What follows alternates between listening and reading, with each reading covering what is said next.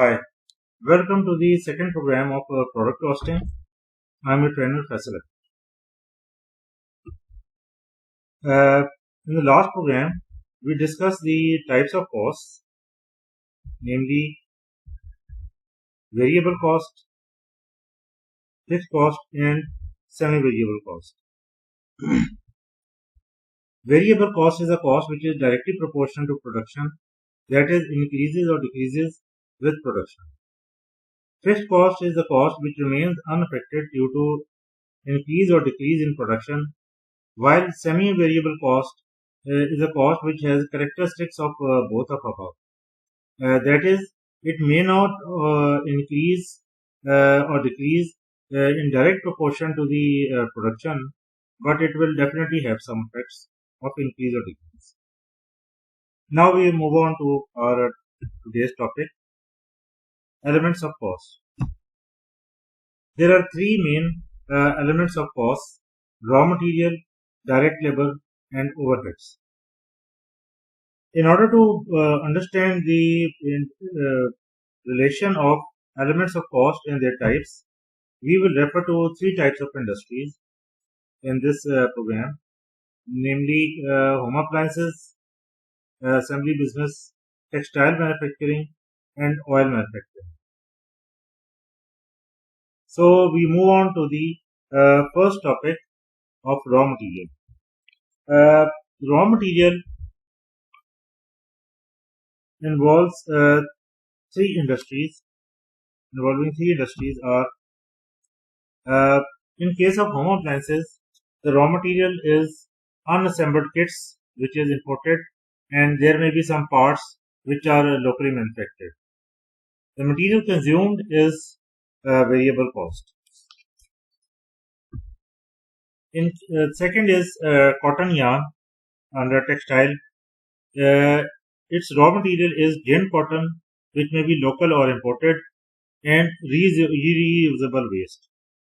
Material consumed is variable cost again. In cooking oil, we have seeds, which may be local or imported, or crude oil, which may be local or imported as a raw material. Material consumed is variable cost. Raw material costs. These represent the cost related to procurement and their delivery to the factory raw material godown. Imports other than raw material cost related to import, handling, warehousing, cost at ports, clearing agent commission, duties, then marine insurance, local transportation, etc. Are added to the raw material costs.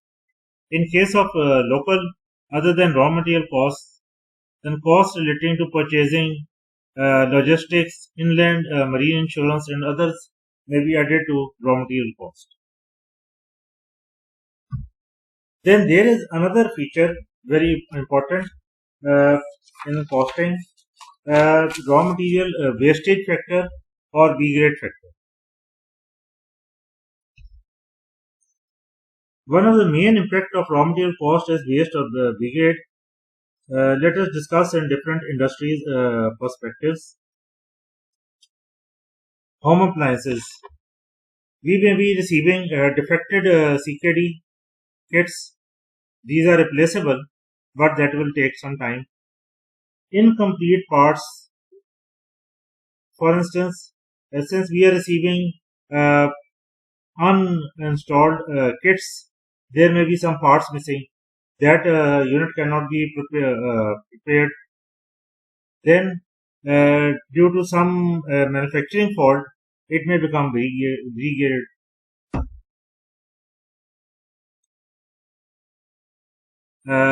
In case of cotton yarn, wastage during production, then there may be some wastage which is saleable or usable. Then B-grade cotton yarn due to manufacturing faults. In case of cooking oil, we may have some waste which is not reusable, and there may be some waste which is saleable or usable. Mostly, its waste is used in preparing in the production of soaps.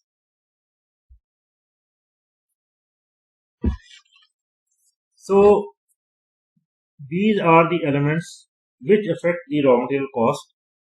These are the elements which affect the raw material cost.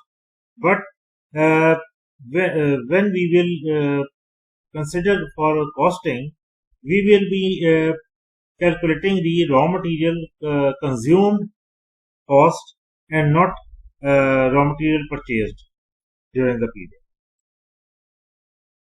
Now comes our second main element, direct labor.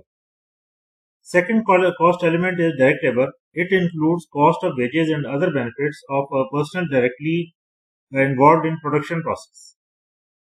Usually we use the basic approach. Following wages and benefits are variable.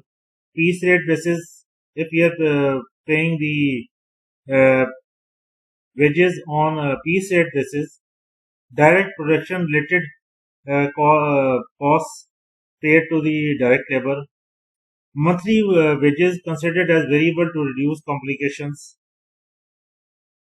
As an alternative approach, following wages may be termed as semi-variable in exceptional cases. Fixed wages per shift per month irrespective of items produced. In this case, high-low method may be used to determine variable element. But usually we consider direct labor as our variable cost and calculate it per unit accordingly.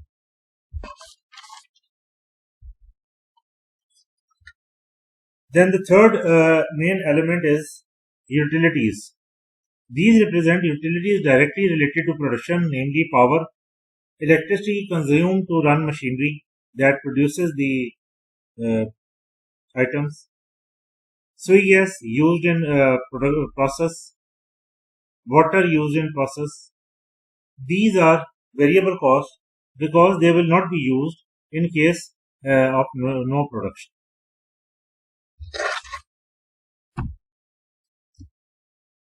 Ancillary processes. A company may execute the process in-house, which may also be giving services to market independently or outsource the process.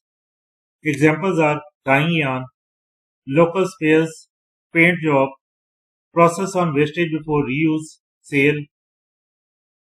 It is a variable cost. Our processes such as dyeing may be termed as semi-variable since also they require batch production. So far we have discussed the cost elements, that is raw material, direct labor, and from overheads we have discussed the utilities and ancillary processes. These costs are major costs of the company.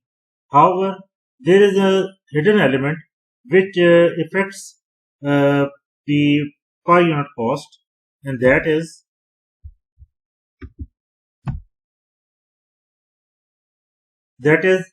machinery impact on cost. Two benchmarks of machinery which may affect the cost adversely: capacity and efficiency. If we have low capacity, then we can only produce lesser units, which means that our per unit cost may increase. Similarly, if we have the capacity to produce more, but then we don't have a high efficiency percentage, this will affect the production adversely and our per unit cost will definitely rise. So, for instance, if there is electric breakdown, frequent electric breakdown, that will impact the efficiency of production and that will adversely affect the units produced, which will adversely affect the per unit cost. This is end of first part of detailed product costing. In the second part, we will be studying the remaining overheads, and then we will be doing a comprehensive exercise to understand these concepts. Thank you.